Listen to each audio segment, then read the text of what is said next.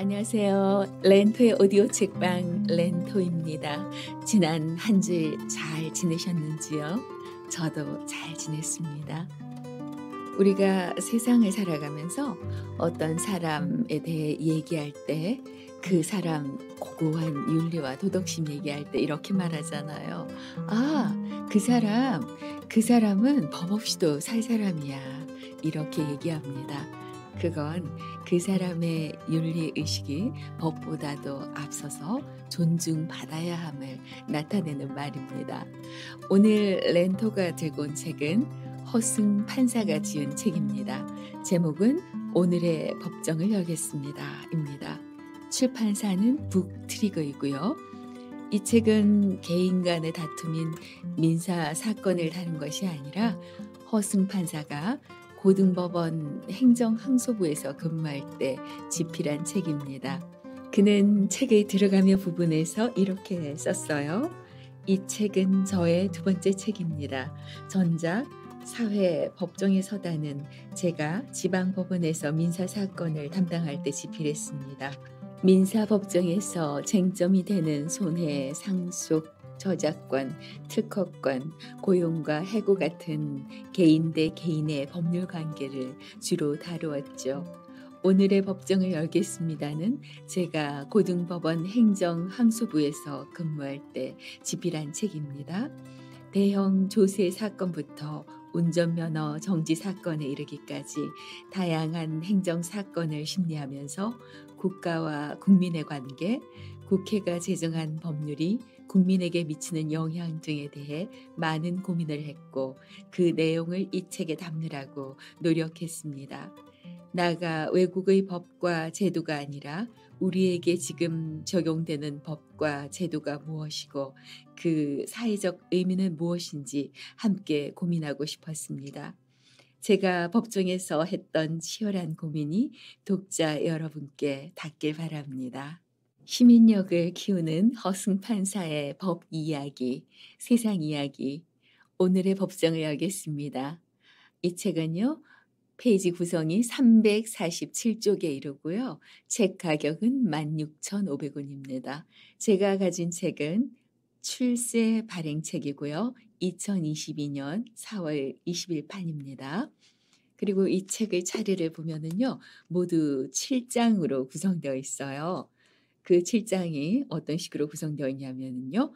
1장이 시장 질서 어떻게 바로잡을까 하고 세교의 에피소드 법정 이야기로 구성되어 있습니다. 법과 경제를 다루고 있고요. 2장은 공정한 계약이란 무엇인가 법과 계약 편입니다. 그리고 3장은 개인의 자유와 권리는 어디까지 보장되는가 법과 인권 문제를 다루고 있습니다. 4장은 법 앞에서 삶과 죽음을 고민하다. 법과 생명윤리, 세계의 에피소드 법정 이야기를 다루고 있어요. 5장은 청소년, 그들이 부딪히는 법과 정의, 법과 교육 편입니다. 그리고 6장, 사회적 약자에 관한 법정 논의, 법과 소주자 편입니다.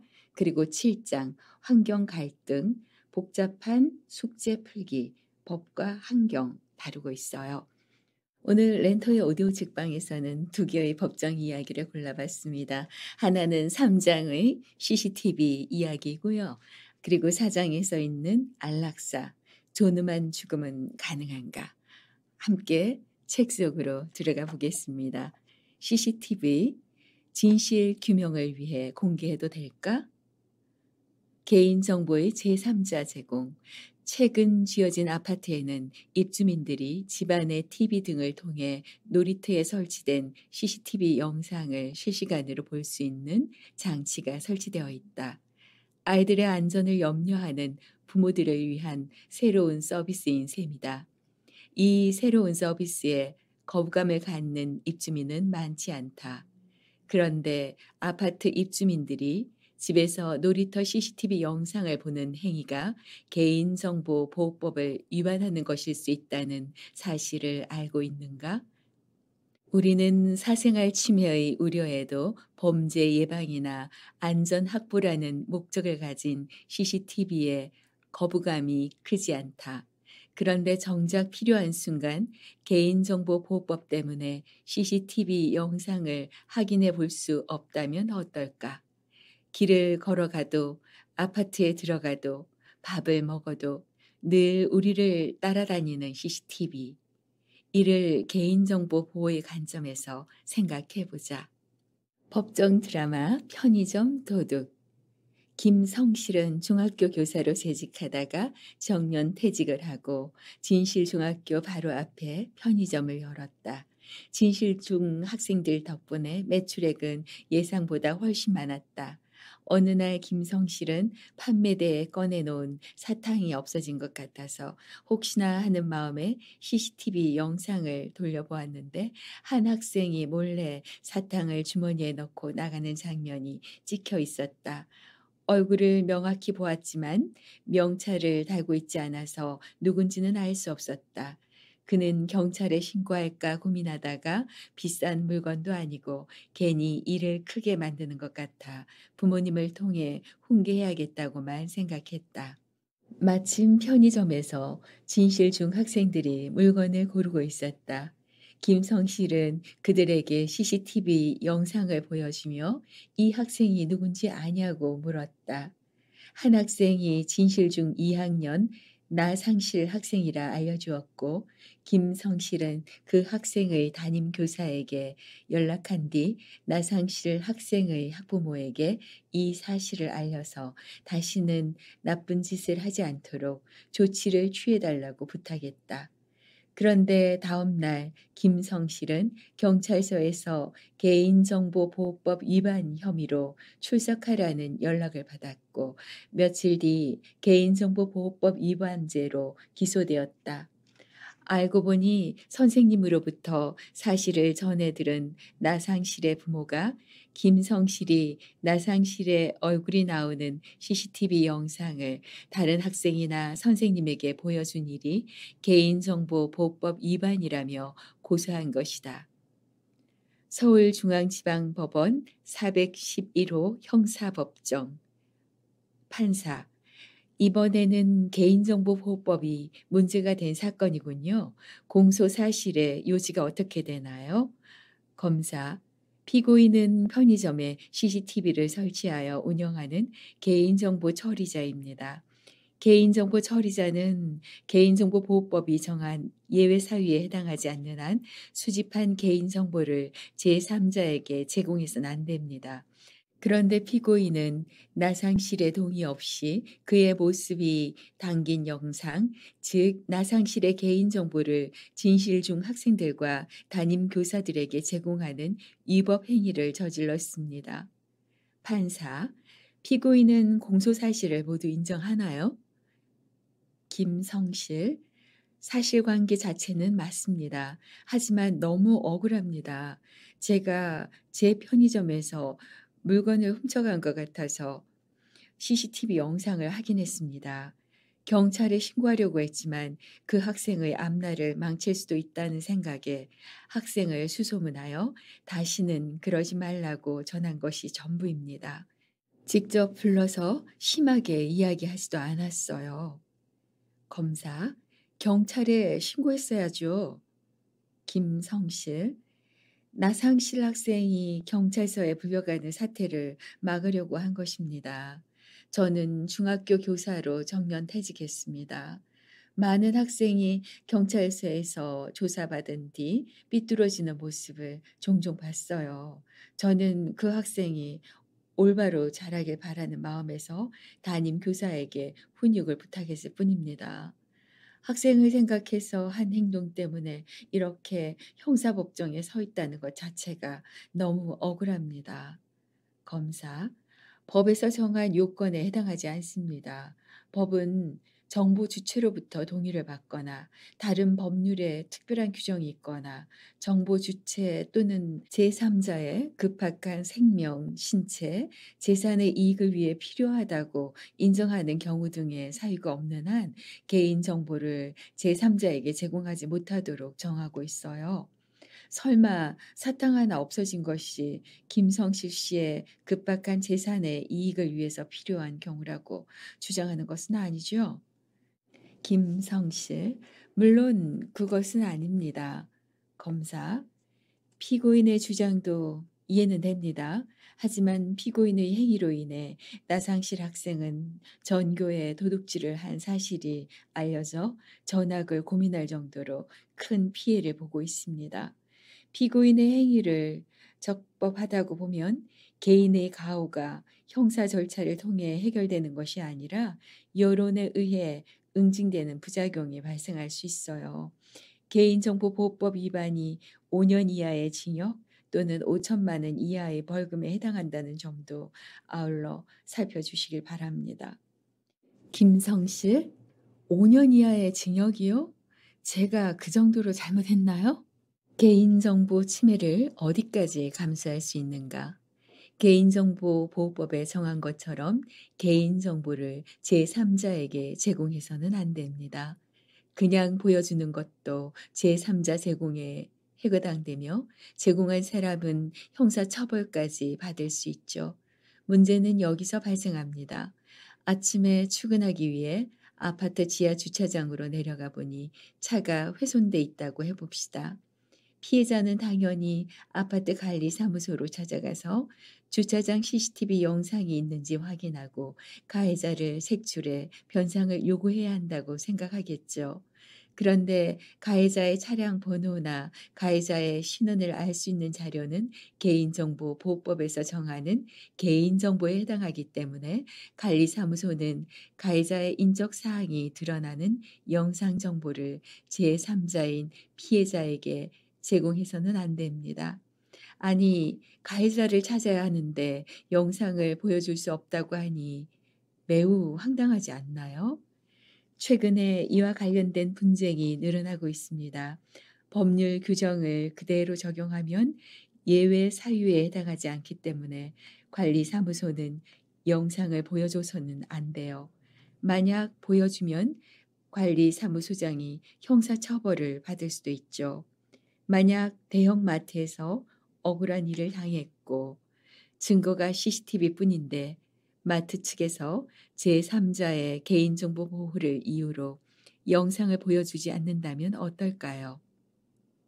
CCTV 영상은 저장 용량의 한계로 일정 시간이 지나면 삭제되기 때문에 신고한다고 해도 수사기관이 즉각 CCTV 영상 확보에 나서지 않는다면 증거 수집에 어려움이 있습니다. 특히 민사 분쟁에서는 이 문제가 더욱 심각합니다.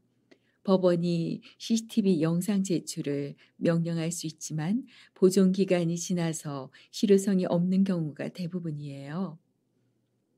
아파트 관리 사무소 측이 CCTV 영상을 입주민에게 제공했다가 개인정보보호법 위반으로 기소된 사건에서 이런 이유로 영상 제공이 개인정보보호법 위반은 맞지만 사회상규상 허용되는 정당한 행위라고 주장하는 변호인이 많습니다. 아직 이 쟁점에 관해서는 대법원 판결이 나오지 않았어요. 법정 드라마 편의점 도둑과 유사한 사건에서 법원은 나상실의 얼굴이 찍힌 영상은 나상실의 개인정보에 해당하고 나상실의 개인정보인 CCTV 영상을 진실중학교 학생들에게 보여준 것은 개인정보의 제3자 제공에 해당한다고 여겼습니다. 이에 법에서 정한 예외 사유가 인정되지 않는다는 이유로 김성실에게 유죄 판결을 선고했죠.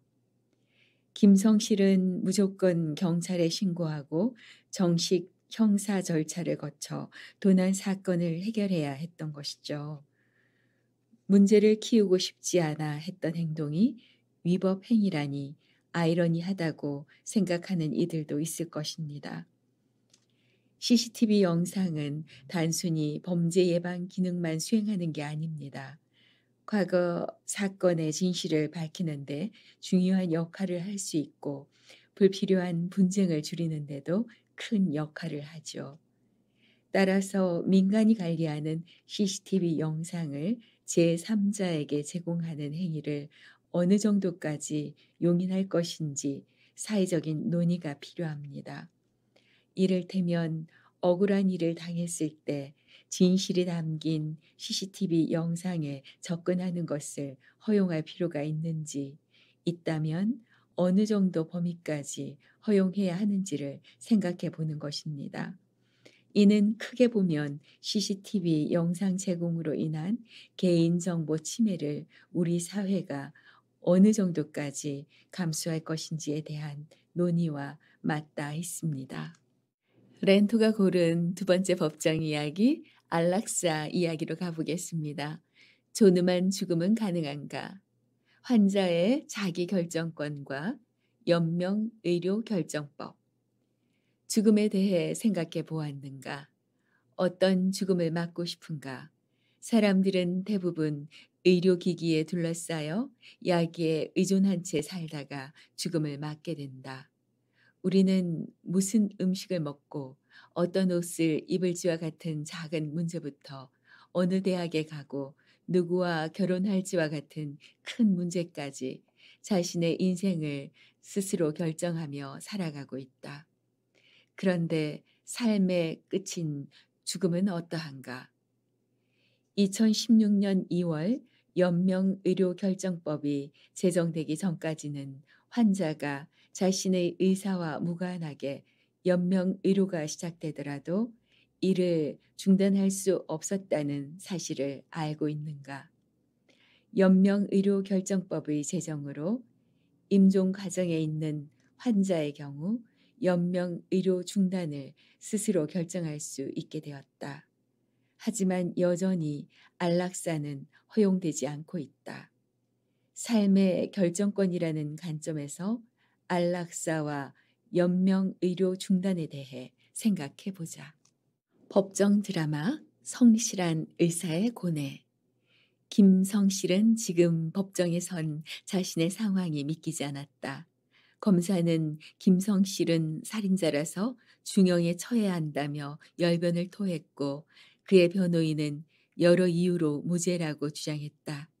김성실은 1년 전 자신이 내린 결정이 정말로 비난받을 만한 것인지 알 수 없었다. 김성실은 한국대병원 신경외과 전문의다.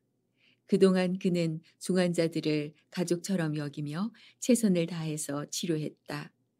그러던 어느 날 한 할아버지가 정신을 잃은 채 병원으로 실려왔다. 함께 온 할머니에 따르면 할아버지는 화장실에서 술에 취해 넘어져서 머리를 다쳤다고 한다. 김성실은 10시간에 걸쳐 응급수술을 했고 이후 쉬지 않고 할아버지를 치료했다. 그런데 며칠 뒤 할머니가 할아버지를 퇴원시켜 달라며 김성실을 찾아왔다. 1,000만 원이 넘는 수술비가 너무 부담된다는 이유였다. 그리고 할머니는 할아버지가 20년 전 사업에 실패한 뒤 수시로 가족들을 폭행했다며 그런 할아버지로 인해 온 가족이 빚쟁이가 될 수는 없다고 했다. 김성실은 할머니에게 지금 할아버지는 인공호흡기를 떼면 바로 사망에 이를 수 있다라고 말하며 퇴원을 만류했다. 병원비가 부담되면 차라리 일주일 뒤 도망치라고까지 이야기했다. 하지만 할머니는 막무가내였다.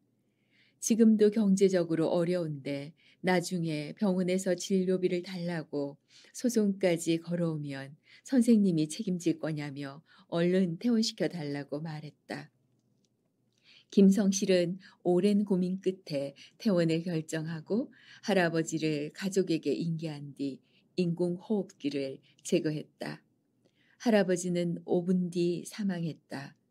그런데 얼마 뒤 검사가 인공호흡기를 제거한 것은 할아버지를 살해한 행동이라는 이유로 할머니와 김성실을 살인죄로 기소했다. 서울중앙지방법원 301호 법정 판사. 잠시만요. 지금 양측의 논의가 너무 과열된 것 같습니다.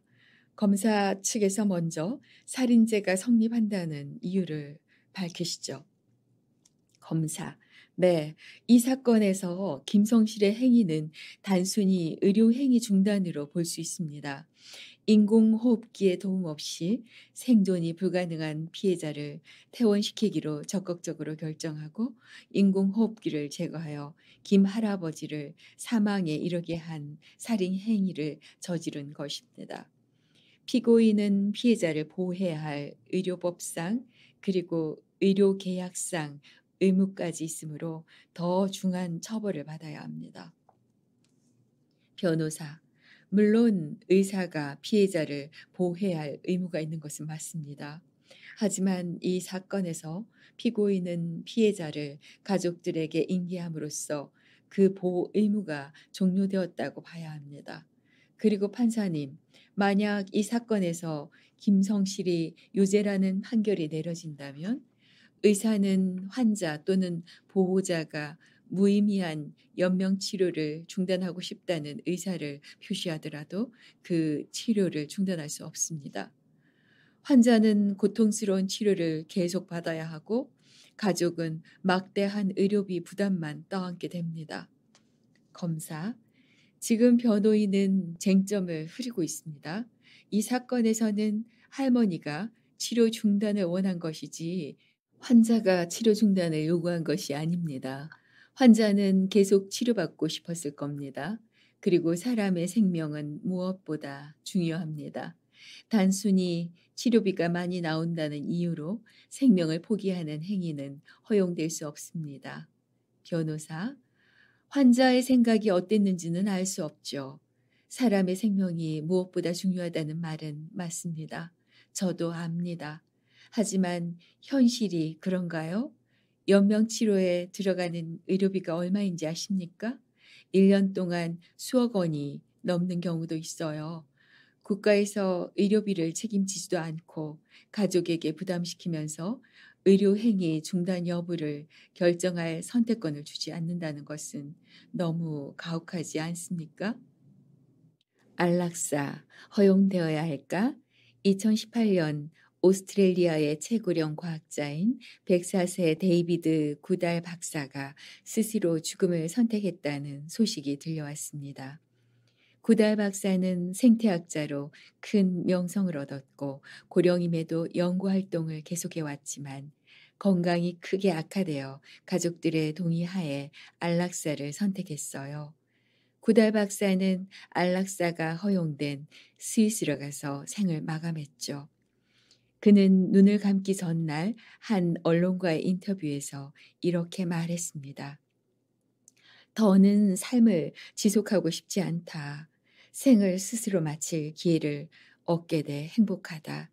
다만 자신의 집에서 마지막을 맛볼 수 있도록 오스트레일리아를 비롯한 여러 나라에서 안락사 입법을 다시 생각하는 계기가 되었으면 한다. 이 뉴스를 본 네티즌들의 반응은 뜨거웠습니다. 안락사가 쉽게 인정될 경우 부작용이 발생할 수 있다는 일부 네티즌도 있었지만 대부분 스스로 삶의 끝을 결정할 수 있도록 해야 한다는 의견이었죠. 사실 우리나라에서도 환자가 스스로 죽음을 선택할 수 있느냐를 둘러싸고는 많은 논쟁이 벌어졌어요. 다만 스위스같이 적극적 안락사를 허용해야 하는지 여부가 쟁점이었던 것은 아닙니다. 우리나라에서는 1997년 보람의 병원 사건을 계기로 회복이 불가능한 환자의 연명 치료를 중단할 수 있는지, 즉 소극적 안락사를 허용할 수 있는지에 대한 논의가 있었죠. 그리고 최근에는 제한적인 연명 치료 중단을 허용하는 법률이 시행되었습니다. 사실 안락사, 존엄사의 개념을 두고는 많은 논란이 있어요. 여기서는 논의를 명확히 하기 위해 적극적 안락사를 약물이나 독극물 주입과 같은 구체적인 행위로 환자를 죽음에 이르도록 하는 것으로 소극적 안락사를 회복이 불가능한 환자에게 연명 치료를 중단하는 것의 의미로 사용하겠습니다. 적극적 안락사는 현행법상 허용되지 않습니다. 형법은 피해자의 부탁을 받고 피해자를 살해한 행위나 자살을 돕는 행위까지 모두 처벌하죠.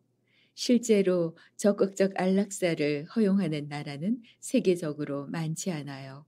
적극적 안락사와 조력 자살 등을 모두 허용하는 국가는 스위스, 캐나다, 네덜란드, 벨기에 등에 불과합니다. 구달 박사가 스위스까지 간 이유는 안락사가 오스트레일리아에선 불법이기 때문이었습니다. 현재 우리나라에서 주로 논란이 되는 부분은 바로 소극적 안락사입니다. 한 연구 결과에 따르면 전공 이의 약 85%는 소극적 안락사가 윤리적으로 정당하다고 생각합니다.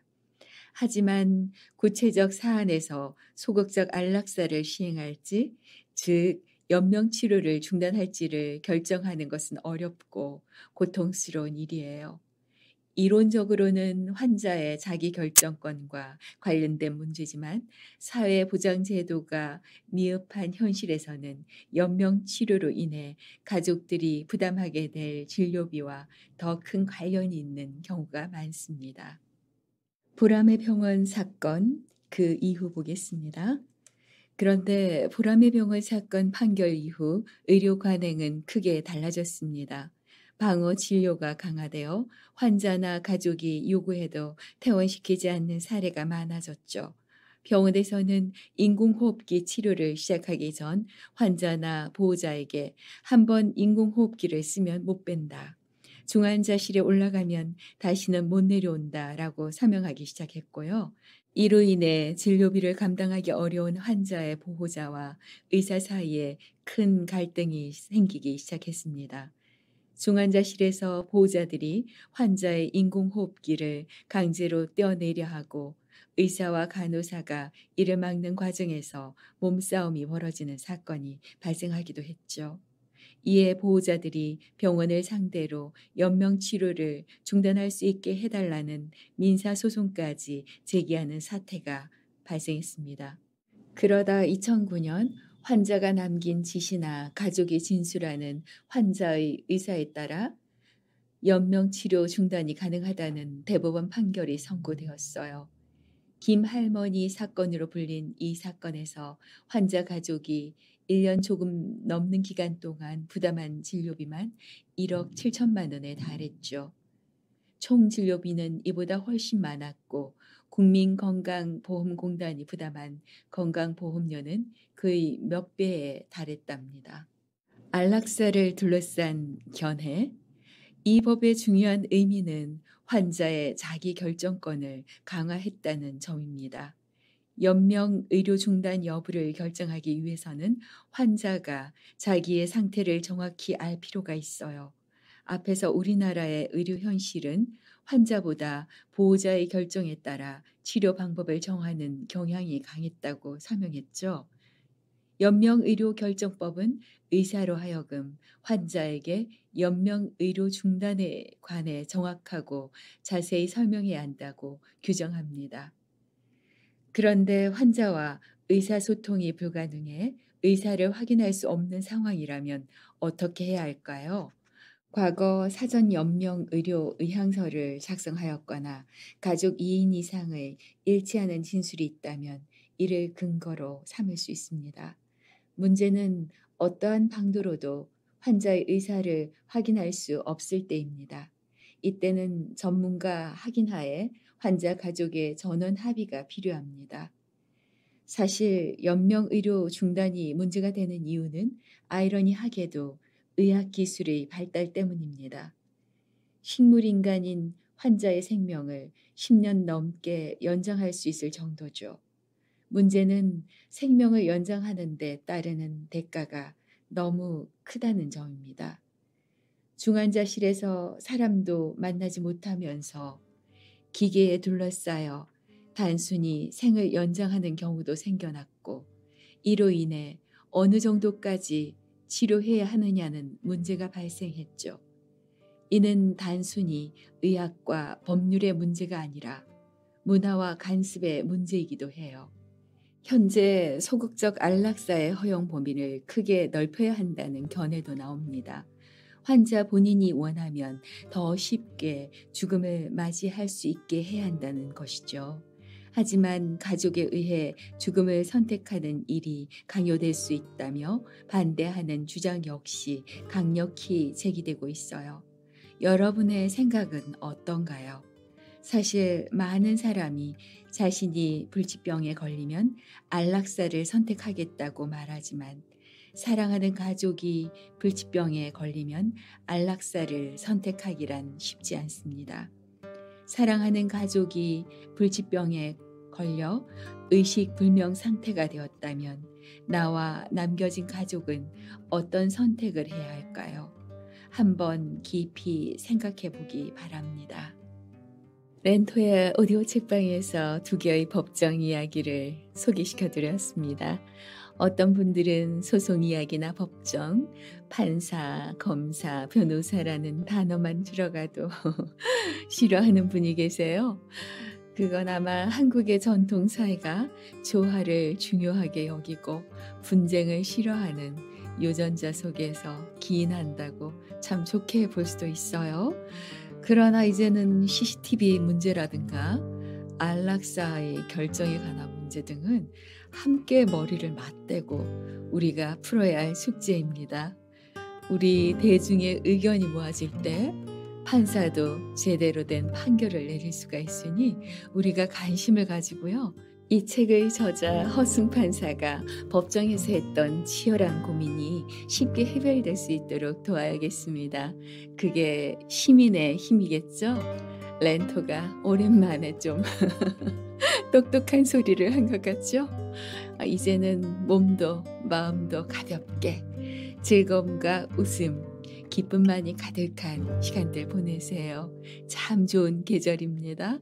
지금까지 함께 해주셔서 감사합니다. 저는 렌토입니다.